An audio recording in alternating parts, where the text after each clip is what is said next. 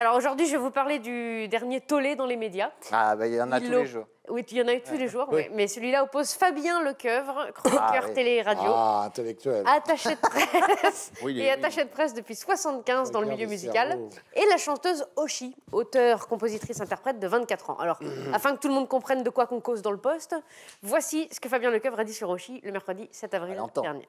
Je parle d'une manière générale pour les chanteurs. Quand est-ce qu'on va nous sortir des beaux mecs ou des filles sublimes?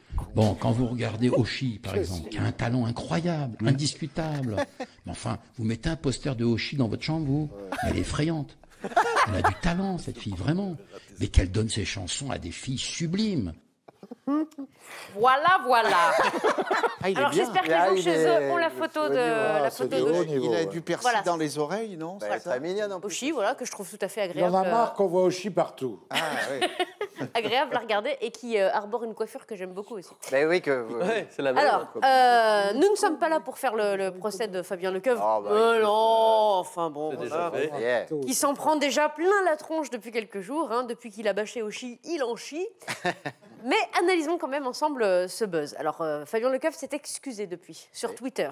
Hein, ce qui équivaut à faire un achat immobilier avec des billets de Monopoly ou à posséder une villa de rêve dans les Sims. Il a été écarté d'Europe 1 pour quelques jours suite à ses propos. Il doit également écrire 100 fois « Je ne dois pas juger les gens au physique, surtout quand la vidéo va tourner sur Internet, car cela s'appelle aujourd'hui du body bashing et sera jugé par la vindicte populaire. » Et il devra rester après la classe pour nettoyer les tables avec le personnel d'entretien pour réfléchir à sa bêtise. Alors, deux camps s'opposent sur les réseaux et dans certaines émissions depuis cette histoire. D'un côté, ceux qui s'insurgent, hein, avec des commentaires du genre « Oui, il devrait déjà commencer par se regarder dans un miroir. Il a une tête de merlan périmée que même à Rungis, ça part pas. Je sais pas s'il va être mis à la porte, mais en tout cas, vu sa tronche, il s'en est pris une de plein fouet. » Etc.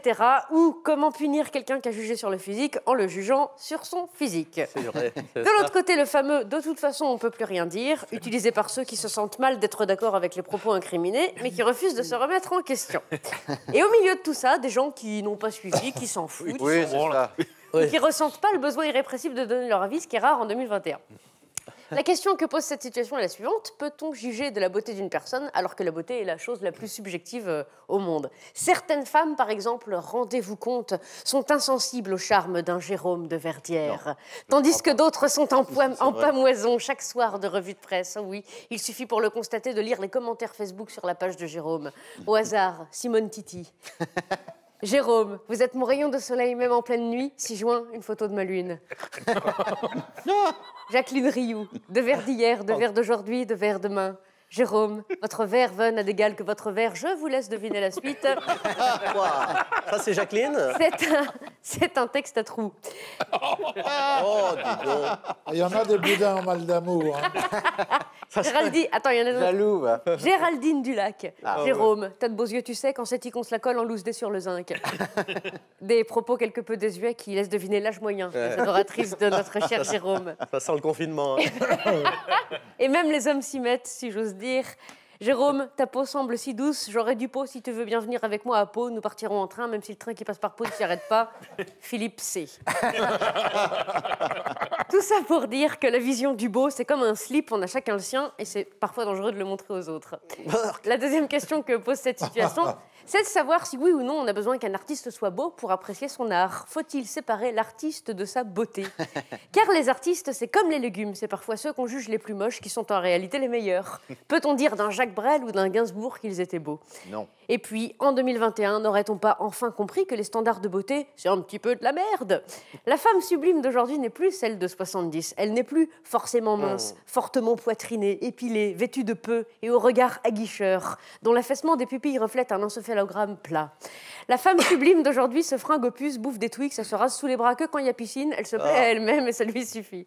Pour les nostalgiques, allez chez le médecin, ça ne vous soignera pas. Mais dans la salle d'attente, vous trouverez des exemplaires de Salut les copains de 72. Soyez sympa pour les suivants, ne collez pas les pages. Contentez-vous de la tourner. Bravo, bravo, Élodie. Élodie qui publie justement les minutes non éducatives d'Élodie Pou. Et oui. Recueil de ses chroniques, notamment sur Rire et Chanson, chez Hugo et Images. Voilà. C'est très drôle. Merci. Je ne l'ai pas encore lu. Mais je suis sûr que c'est très drôle. Non, c'est Ça a l'air très drôle. C'est formidable et c'est très bien. Illustré par Emmanuel Chenu. C'est par qui, pardon? Emmanuel Chenu. Emmanuel Ah bah oui. Chenu. Ah bah oui, le dessinateur.